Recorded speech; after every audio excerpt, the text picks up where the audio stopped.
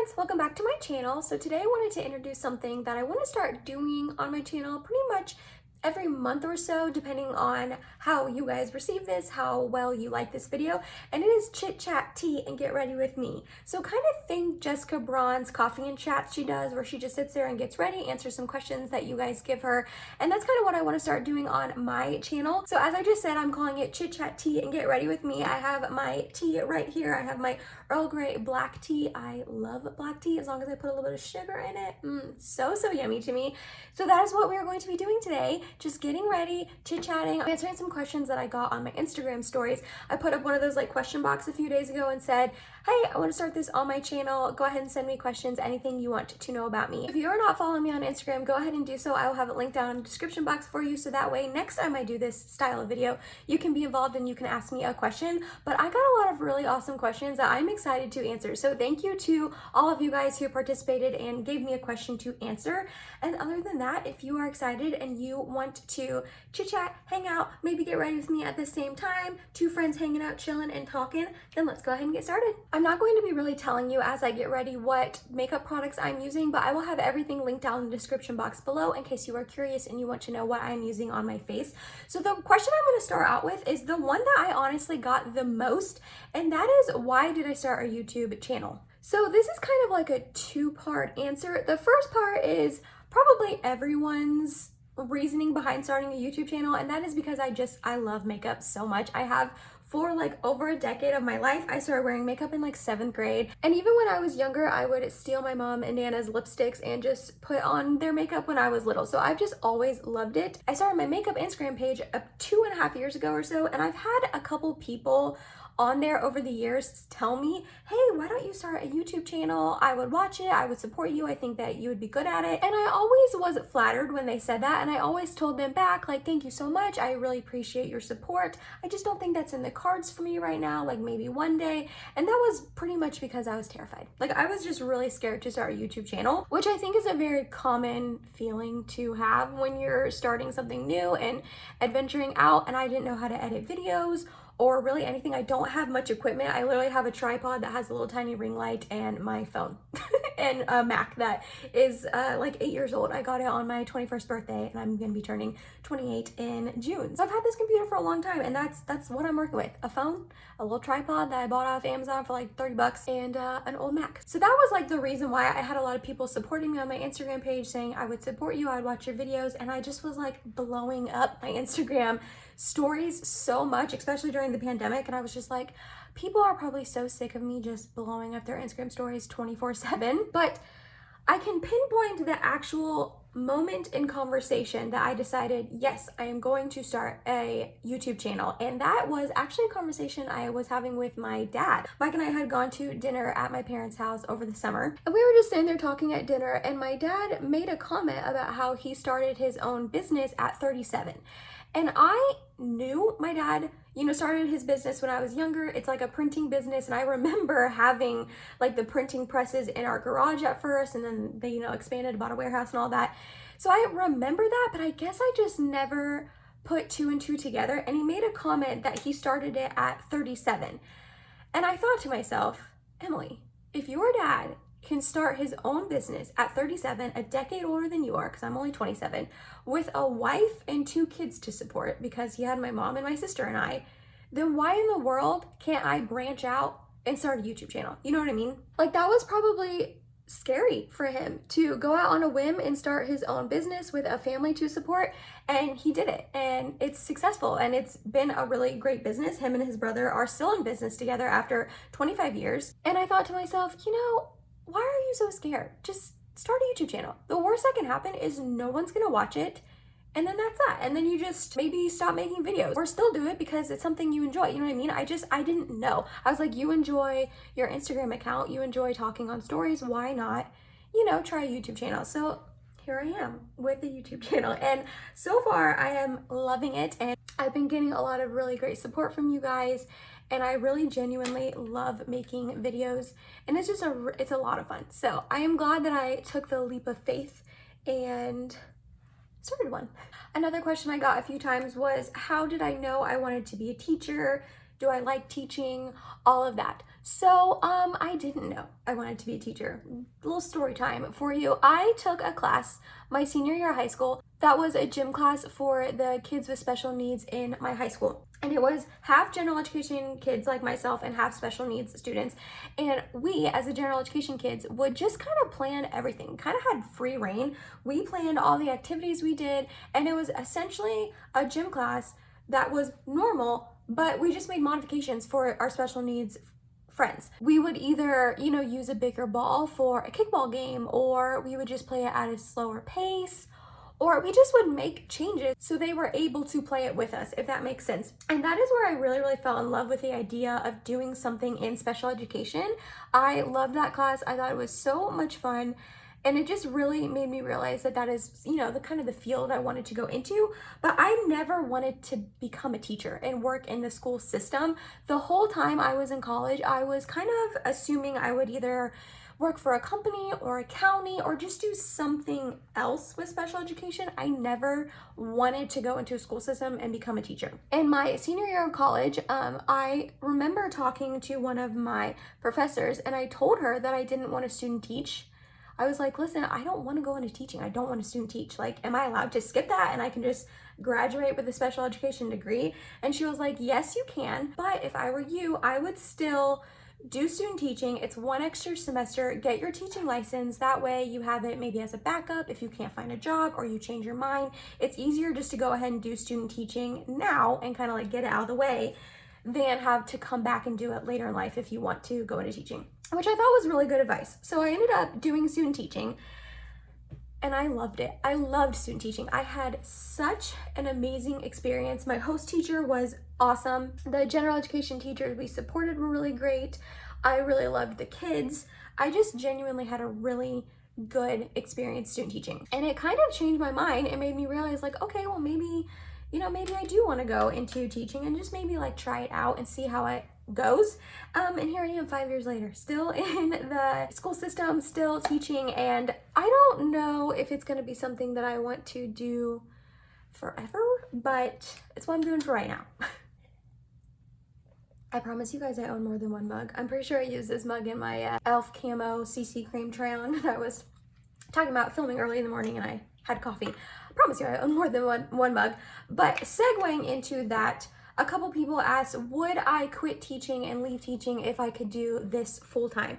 And my answer to that is yes. I really honestly would. That's kind of my goal. I feel kind of weird saying that, but I really look up to Jessica Braun. She was a teacher and she was able to turn YouTube into her full-time job, and that's what she does now.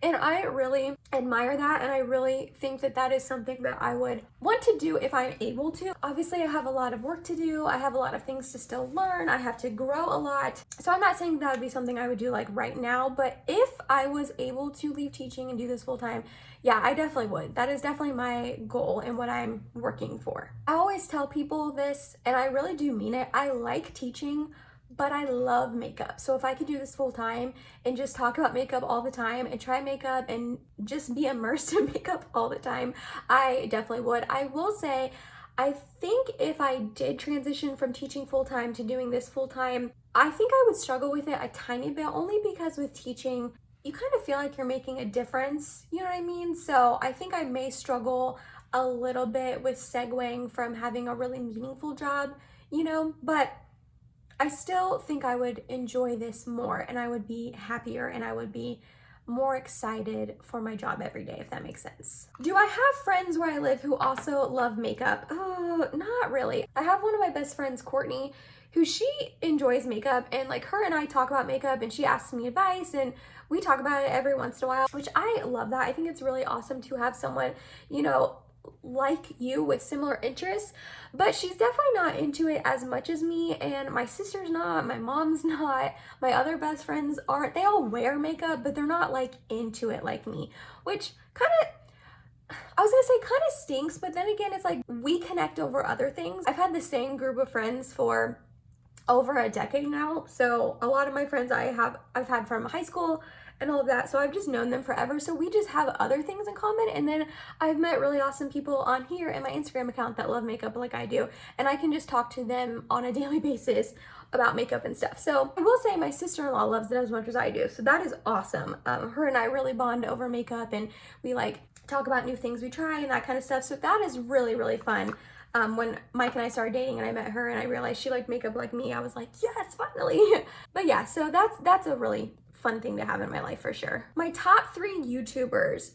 That is a hard question because it has definitely changed over the years. Like I used to love Carly Bible's videos, and I used to like never miss one of her videos, and I haven't really been watching her a lot lately. And if you would have asked me this like 2 or 3 years ago, I probably would have said Laura Lee and Manny MUA, and I don't really watch them anymore. So currently right now, the three YouTubers right now I'm like really, really into, but I kind of want to break this down into like bigger YouTubers and like smaller YouTubers. So the 3 bigger YouTubers that I just love, I watch all the time, I don't miss any of their videos right now, are Jessica Braun, Samantha March, and Smoky Glow. I just really, really genuinely enjoy all of their content. I like that Smoky Glow incorporates other things besides just makeup. Like she's a makeup and commentary channel, which I think is really cool. And then like I said, I really emulate Jessica Braun. I really look up to her. And then Samantha March is just funny and sweet and just seems like a really great person. And then the 3 like smaller YouTubers that I love and watch all of their videos are actually like my personal kind of friends from my Instagram and YouTube page, and that is SD Amos, Julia Perez, and Kyla Fish. I watch all of their videos, but there are so many of my Instagram friends who also have YouTube pages that I really genuinely like to watch. So I couldn't sit here and list them all because I would be here for like an hour, and I already feel like this video is going to be very, very long. So I will have all 6 of those accounts linked down below if you want to check them out, but they're really good ones. I'm trying to keep like questions together so I'm not like talking about all sorts of random things and it's all over the place. But the next one is, what is the hardest thing about teaching and YouTube? That's definitely just the time. I'm pumping out 3 videos a week for you guys, which I love doing that, but it's hard because I literally teach full-time during the week and it is exhausting being a teacher. I come home at night and I am just like so stinking tired. So I really don't have the energy to film or anything on the weekdays. So then that leaves just the weekends, Saturdays and Sundays. And I'm gonna tell you right now, when things go back to normal and we are as busy as we used to be, I don't know what I'm gonna do, because we used to have plans, not to be like, oh, we used to have plans all the time, but we did. Like Mike and I are pretty busy. We are really close with our families. We are really close with a bunch of our friends. Used to see them like all the time. So I really don't know what we're gonna do when things go back to normal and we can go back to having like our busy lives, because it's hard, because right now I'm literally doing everything on the weekends. I will say I film everything on the weekends and then I try to edit on the weekends too, but every once in a while it'll trickle over to the weeknights and I'll be editing on the weeknights, which I don't mind doing that. But yeah, just balancing the time is the hardest part for me. What is my advice for someone trying to grow their Instagram and YouTube? I don't know if I have advice really for YouTube because I'm just so new at it, but I guess just being consistent with uploads and then trying to show your personality as much as you can on videos. I feel like I'm not the best at that. I feel like I've definitely gotten better as I'm getting more comfortable with videos, and I look back at my older videos, like my first couple, and I'm like, Emily, what are you doing, girlfriend? Because I just like, you're nervous and you don't know what to do and you don't know what to say, you don't know where to look, you know what I mean? So just trying your best to show your personality in your videos. And then as far as Instagram, just being really patient and again, being consistent.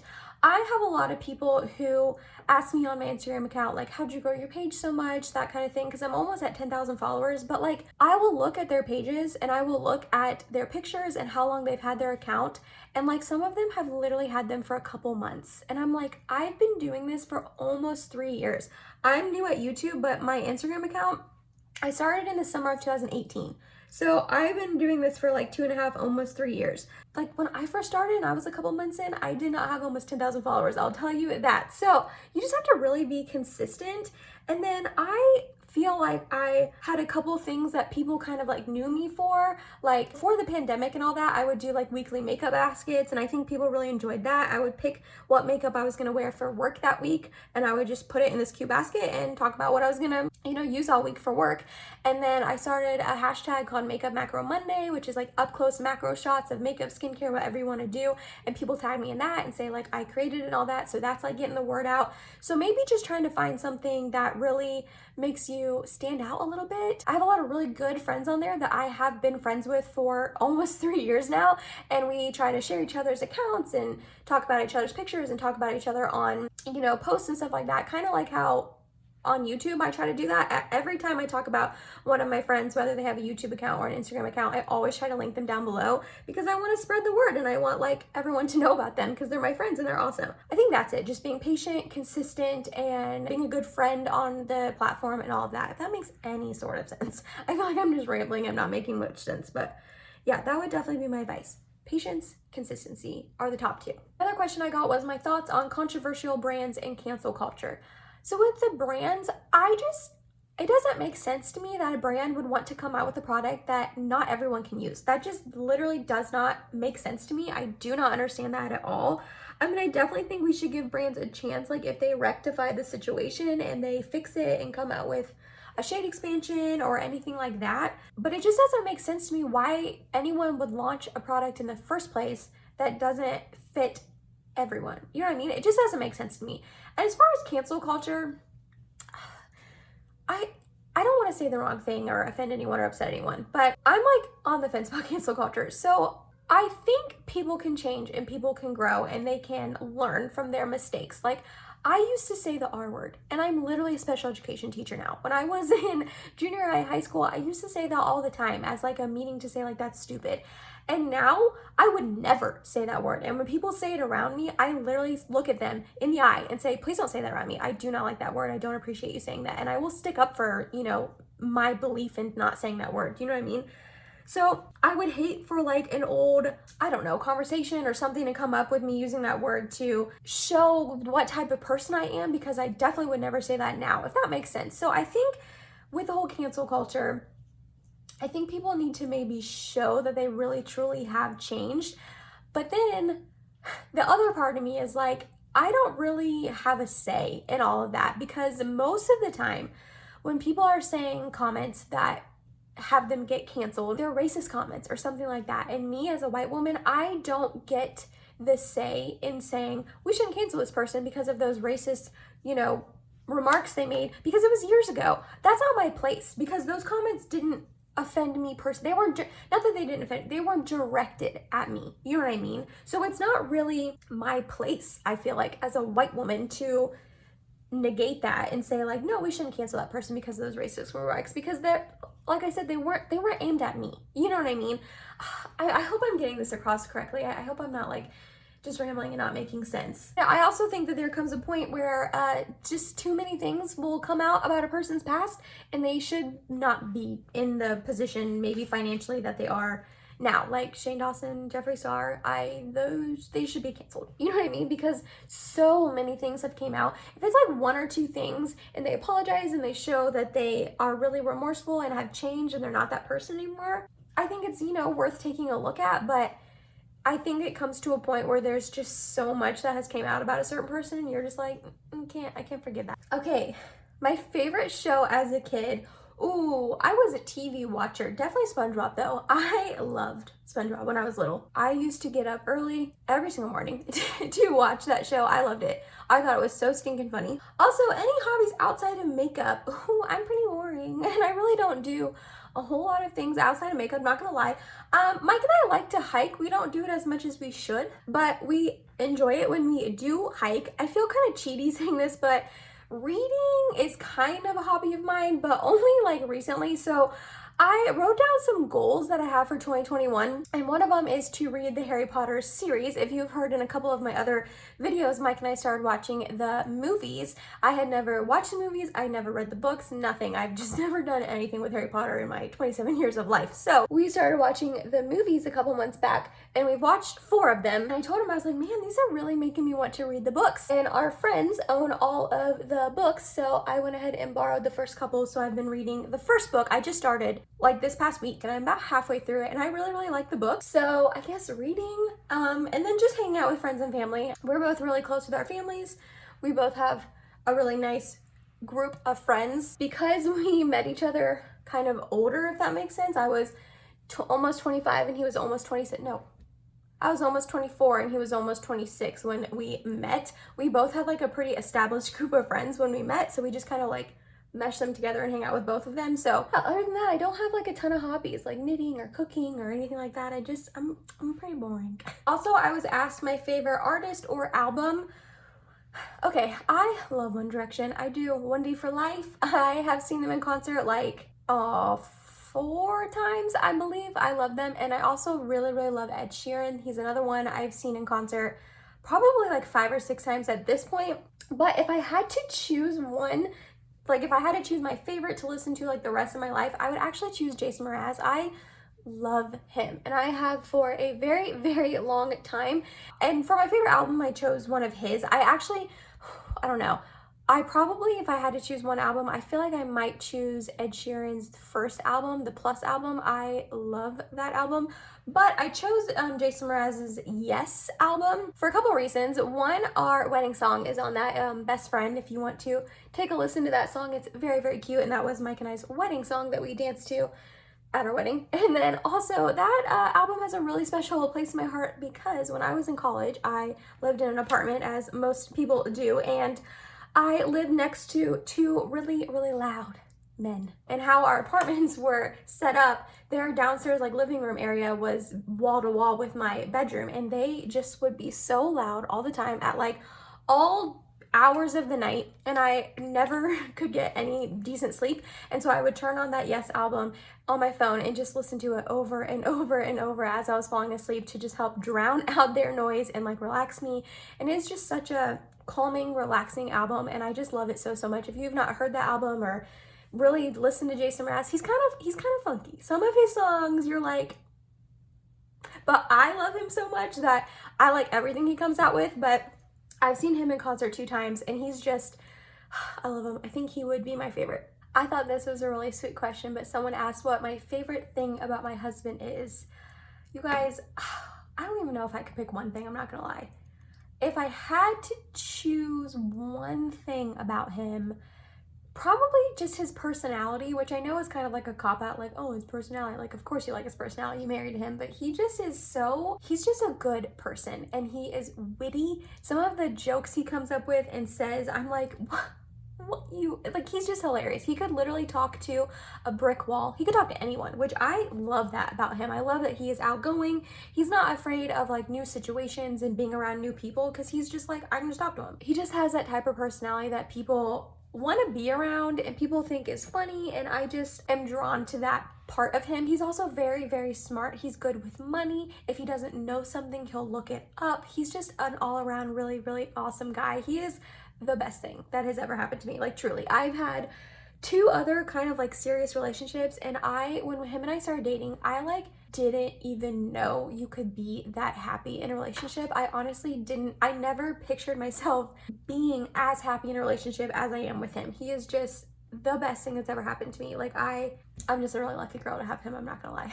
I also got asked if him and I want kids. We definitely do one day. We are not ready yet at all. We will be married 2 years this June, so we haven't really been married that long, and I definitely am not ready to give up my free time, our time alone together. I'm just not there yet, you know what I mean? I'm just not ready, which is fine. And plus a bunch of my other friends have kids, and my sister just had my nephew a couple months ago, so I'm like, I got a bunch of babies that I can go hang out with whenever I get the baby fever. But yeah, one day we definitely do want kids, just we're not ready yet. Also, have we considered getting a Butterscotch, a little kitty brother or sister? So our cat is Butterscotch. We found him over this summer, and we've talked about it. I kind of want another cat just because I love him so much. I'm like, I want another one to love. But I don't think we're going to, especially not right this moment. He's still a handful. He's still really young. He's only like 7 months. So he's still a really young kitty. And he's just like rambunctious and wild and crazy. And it would be like twice the work, twice the watching out to make sure there's no cords or anything that he can get into, twice the amount of scoop and poop. So I think we're fine with him just for now. I'm not ruling it out completely that we'll never get another cat. And we've also toyed around with the idea of getting a dog one day. So maybe one day, but kind of with the kids thing, we're not yet ready yet. Another question was one thing I'm looking forward to this year in 2021. So I have 2 answers. The first thing is watching my nephew grow up. My sister had him back in September and he is the cutest thing I've ever seen in my life. I know I'm biased because he's my nephew, but I'm telling you, he is such a cute baby and he's such a good baby. I've seen him not as much as I would like to, and I always have to wear a mask when I see him, but I just love that baby so stinking much. She sends us pictures all the time of him, and each time I get the biggest smile on my face. He's just such a bundle of joy. I love him so stinking much. So definitely just watching him grow up and learn new things is just so exciting. And then also, COVID permitting, I would really like to go on a vacation. I know a lot of people are in the same boat, but we had 2 vacations that got canceled last year in 2020 because of COVID. And Mike and I would just really like to have a little getaway and go someplace we don't know yet. We haven't really started planning anything yet because we don't know what's going to happen. I am getting the COVID vaccine coming up. My school is offering it to me since I am a public school teacher. It is being offered to me, but him working from home, we have no idea when he will possibly be able to get the vaccine. So we're just kind of playing it by ear and see what happens. And we want to start planning something, but we don't know if that's necessarily like a good idea, if it's going to be able to even happen. So we're just kind of playing it by ear, but those are definitely 2 things I'm looking forward to in 2021. Another question I got was, what is my dream company to work with beauty-wise? I'm assuming they mean like in future if I could possibly ever collab with a company. And I definitely think e.l.f. Cosmetics. I really honestly am really disappointed by them. I know I just put up a video on their Mint Melt collection that I was pretty disappointed. I can link it in the eye for you.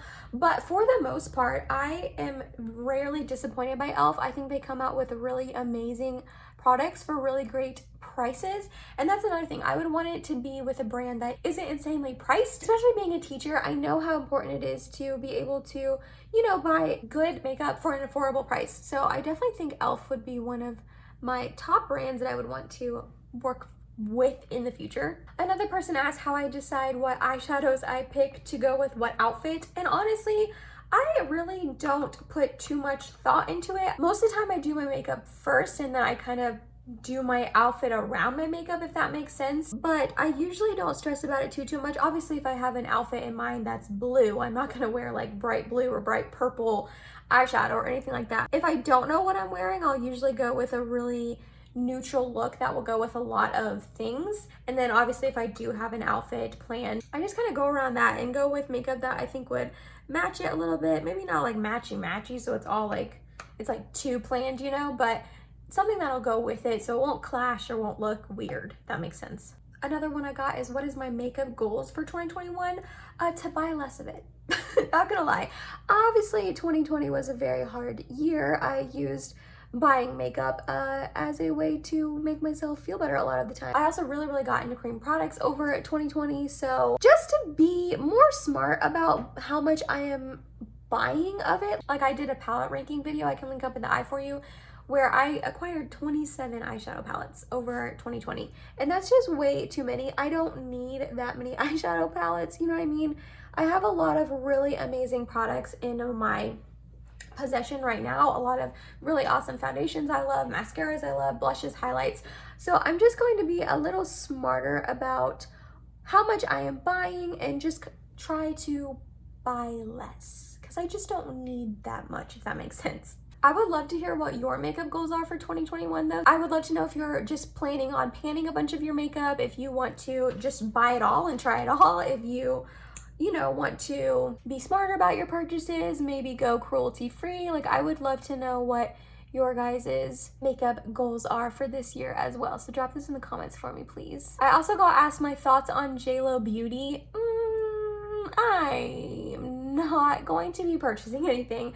I think the price points are pretty pricey, not gonna lie. I already was on the fence about the brand, and then when I saw the prices, I was like, nope, definitely not gonna be picking anything up.